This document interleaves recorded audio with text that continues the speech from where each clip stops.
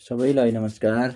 आज म बहुगुणकारी घिउकुमारी भन्ने बिरुवा र यसका फाइदा बेफाइदाको बारेमा बताउन गइरहेको छु। घिउकुमारी एक औषधीय गुण भएको वनस्पति हो। यसको पातमा प्रोटिन र भिटामिनयुक्त बाक्लो तरल पदार्थ हुन्छ, जसको सेवन विभिन्न अवस्थामा स्वस्थ र सौन्दर्यमा फाइदाजनक हुन्छ। आज म यहाँ यसका फाइदाहरू प्रस्तुत गर्न गइरहेको छु। यसको गुदीमा vitamin A, vitamin B1, vitamin बी2, vitamin B6, vitamin B12 र भिटामिन ई पाइन्छ। साथै यसमा फोलिक एसिड पनि पाइन्छ। यसको जेलमा तामा, फलाम, calcium, zinc, potassium, chromium, magnesium जस्ता तत्त्व पाइन्छन्। यो एक प्राकृतिक रूपमा प्रभावशाली जडीबुटी हो। यसका अत्यन्तै फाइदाहरू रहेका छन्, जुन यस प्रकार छन्। यो छालाको सौन्दर्य बढाउन प्रयोग गरिन्छ। यसले छालालाई नरम बनाउने, पोषक तत्त्व प्रदान गर्छ र अनुहारलाई चम्किलो र मुलायम बनाउँछ। त्यस्तै फाइदा नम्बर 2, यसले कपालको लागि अत्यन्त उपयोगी मानिन्छ। यो एक प्राकृतिक मोइस्चराइजर हो। यसले कपाललाई घना र मुलायम बनाउँछ। यसले कपालको पिएच मिलाई कपाल बढ्न सहयोग गर्छ र झर्न दिँदैन। यसको जरामा कागती मिसाएर कपालमा लगाउँदा अझ यसले सहयोग गर्छ।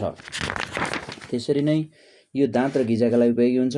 यसमा प्राकृतिक जीवाणुनाशक र रोगाणुनाशक रोगी गुण पाइन्छ, जसले दाँत र गिजालाई स्वस्थ तुल्याउँछ। यसमा विभिन्न प्रकारको भिटामिन र खनिज हुन्छ, जसले केशिकाको विकासमा सहयोग गर्छ र गिजाबाट रगत बग्ने र मुखको अल्सर हुनबाट बचाउँछ।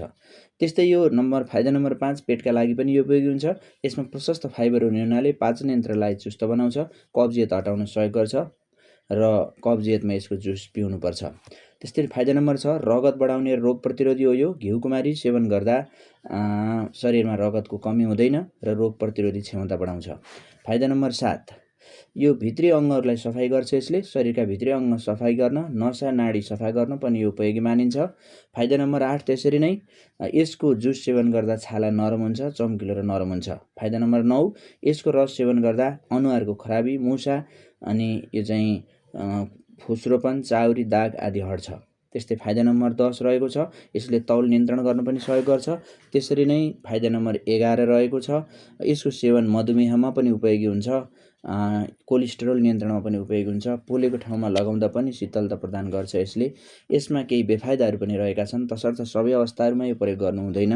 1, गर्भवती र स्तनपान गराइरहेका महिलालाई यसको सेवन राम्रो मानिँदैन। नम्बर 2, 12 वर्ष मुनिका बच्चालाई पनि यसको सेवन राम्रो मानिँदैन। हृदय रोगीहरूलाई पनि यसको रस सेवन गर्नु राम्रो मानिँदैन। यसको सेवनबाट मुटुको धड्कन अनियन्त्रित हुन्छ।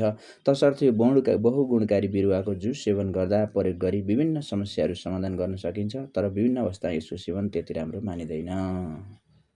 हस् त, फेरि यस्तै उपयोगी भिडियोहरू लिएर आउनेछु। यो भिडियोको